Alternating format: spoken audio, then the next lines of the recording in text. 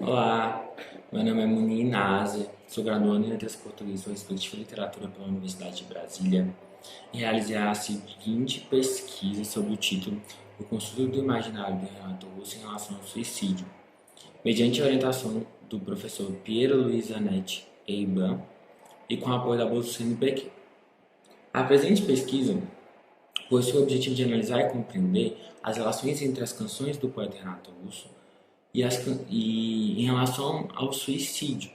à construção do imaginário do suicídio, pois a pesquisa analisou principalmente as canções de dois álbuns. Primeiro, do álbum A Tempestade, que foi o último álbum gravado por Renato Russo em vida, que traz uma temática de despedida e melancolia, onde ele fala sobre a questão de sua doença em outra perspectiva, e o álbum Uma Outra Estação, que foi um álbum publicado após a sua morte, que também traz essa temática. Em contrapartida, a pesquisa também analisa as canções de Ian Curtis, que foi ídolo de Renato Russo e, em contrapartida, consumou o ato de suicídio.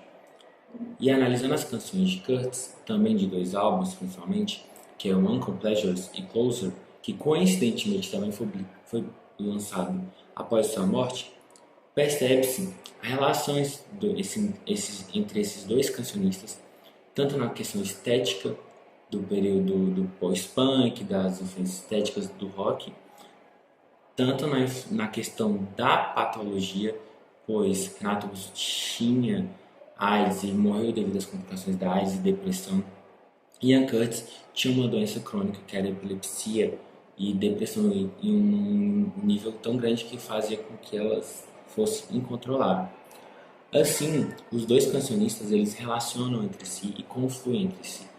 tanto na questão da influência de Curtis para Renato Russo, quanto na confluência desses dois processos. Primeiro, o processo de escrita,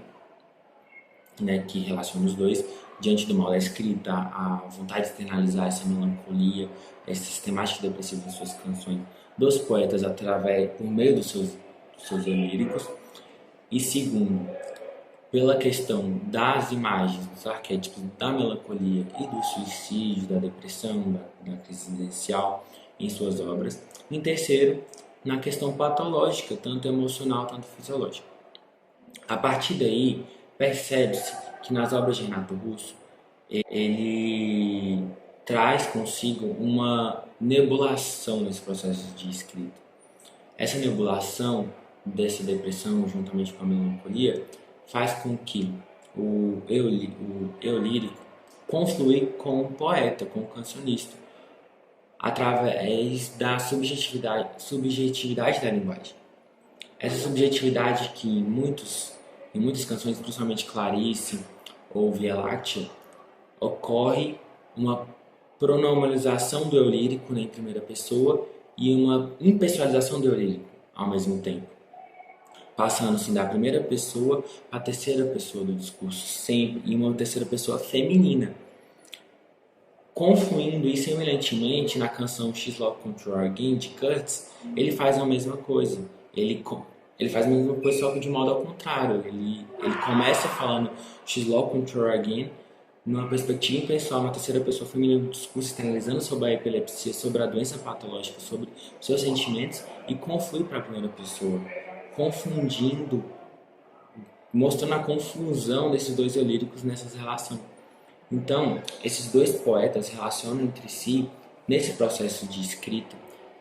não só pela nebulação que consiste da patologia que os assombra, que sobrevoa eles, mas também na questão da leitura de mundo, na questão da leitura dessa sociedade, na questão dos seus corpos que estão adoecidos. E também eles confluem pela temática do suicídio e traduzindo para a poesia, porque as suas músicas viram poesia se tornando canção, relacionando totalmente com a literatura, esse gênero híbrido, mostrando como a importância da produção poética, que ela não é uma produção inconsciente, que ela tem esses elementos. Então são dois grandes cancionistas que trazem a relação entre si através de suas canções, dessa externalização dos seus sentimentos e da linguagem.